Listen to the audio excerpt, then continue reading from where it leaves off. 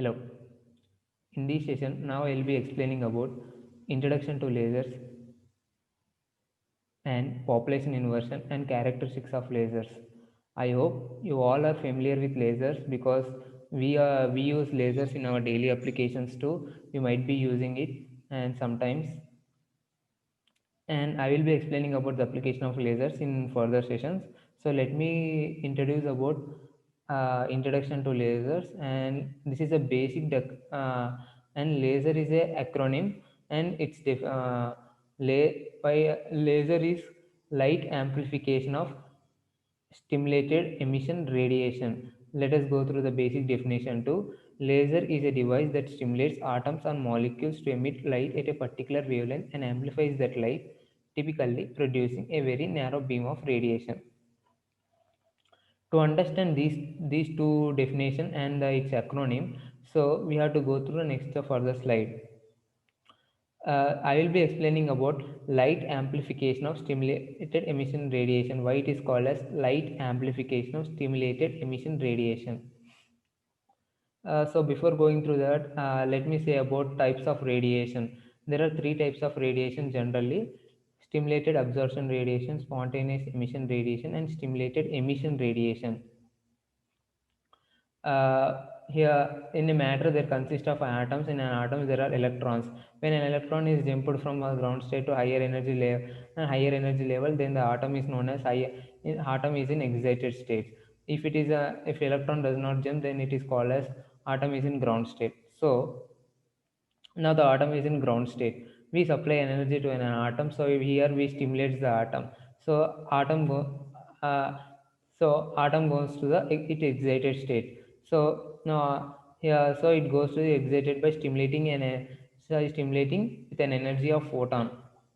And then the energy gap between these two energy levels are H, H nu is equals to energy is E2 minus E1.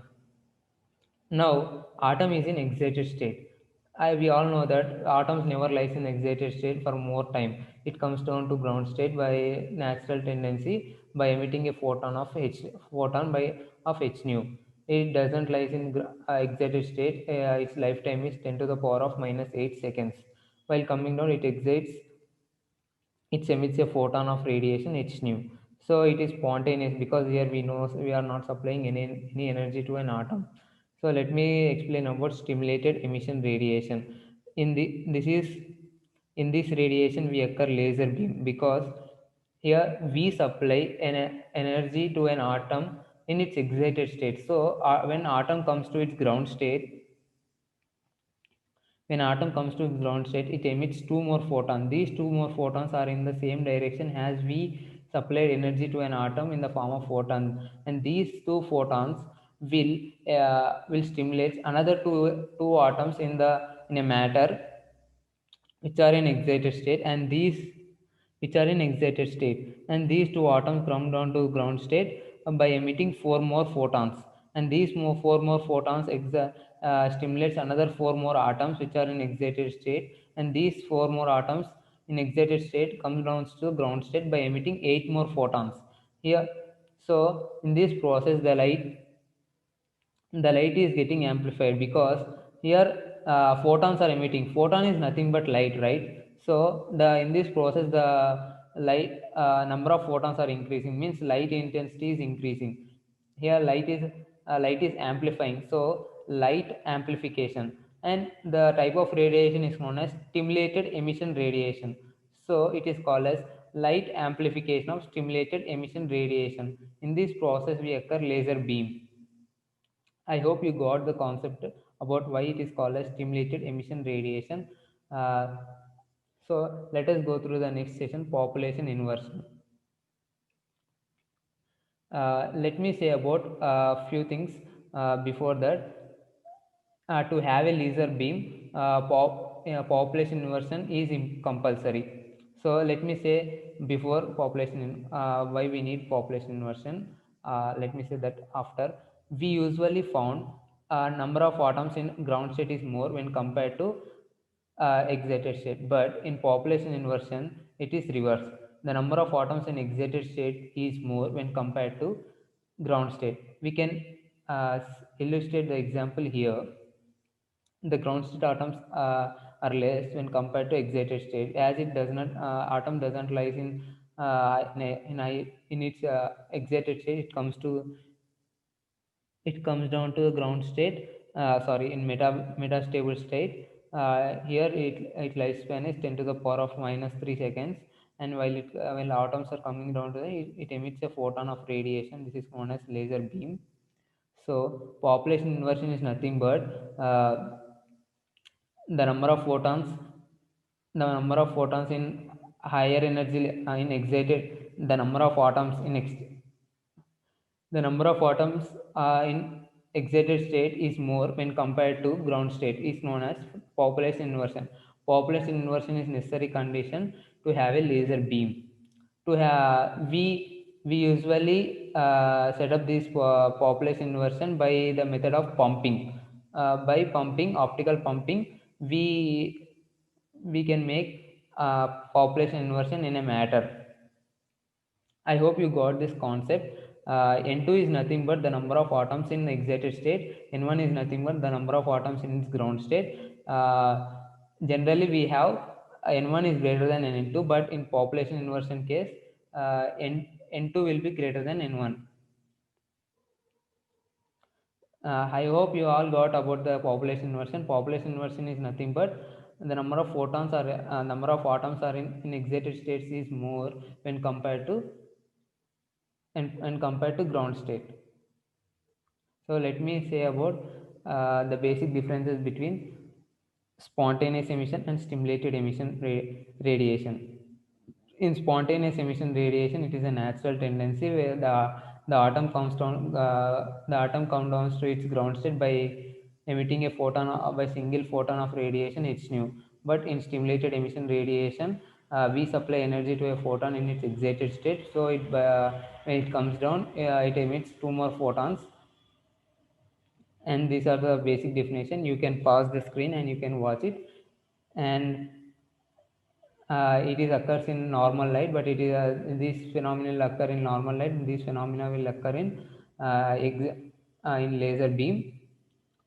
And you can see the clear diagram of both of them. Let me go through the next session. Characteristics of laser beam. There are four different characteristics of laser beam. Lasers are highly directionality, highly monochromatic, and highly intense, and highly coherence. Highly coherence. So let me say about the one by one. Highly directionality. Lasers are highly directional when compared to normal light. In normal light, we observe that there is a divergence between the light beam ray. There is a lot of divergence, but in laser beam there is no much divergence occurs. The directionality properties explain because of divergence. Here we can see that uh, more is a divergence, but in laser there is very less divergence. So due to this property, we can measure the distance between the planets and the sun and around us due to due to directionality property. Highly monochromatic. Lasers are highly monochromatic because first, monochromatic means having single wavelength. So the in ordinary light, the atoms of different energy levels comes down to ground state by emitting a radiations of different by emitting different wavelengths. So here different wavelengths are occurring, but in laser light, the atoms are comes down to the ground state by single in one energy level, in single energy level, by emitting a single wavelength. So here single wavelength though. So lasers are highly monochromatic highly monochromatic when compared to the normal light. These are the bandwidth diagrams of normal light and laser light. This is laser light, this is normal light. Highly intensity and highly coherence. So firstly, let me explain about highly coherence. Temporal coherence. Coherence is two types: temporal coherence and spatial coherence. Temporal coherence. It is a laser beam. When we take 2 points, collinear points on laser, so the two points have same amplitude and same phase difference. but in case of normal light, that the coherence that does not occur. While coming to spatial coherence, this is a laser beam or laser beams. Here, when we take a cross section, here the points on the cross section have the same amplitude and same phase. Any cross section, so this is called as spatial coherence. So next me ask me about highly intensity.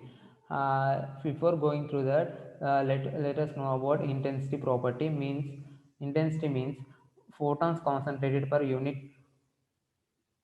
area is known as intensity. So I will say a normal example to you. When we are near to the light, we experience more energy, we experience more intensity when we are far from a light. So, but in case of laser, it does not occur. It is not same. It intensity is high. When we are far, also the intensity will remain unchanged. Laser light is highly intense than the conventional light, and a milliwatt of helium near laser is highly intense than sun intensity. This is because of coherence and directionality property. You can see here how laser beam is intensity. It is intensity than a it intensity is more than a sun radiation. I hope you understand about introduction to lasers, population inversion, and characteristics of lasers. Thank you.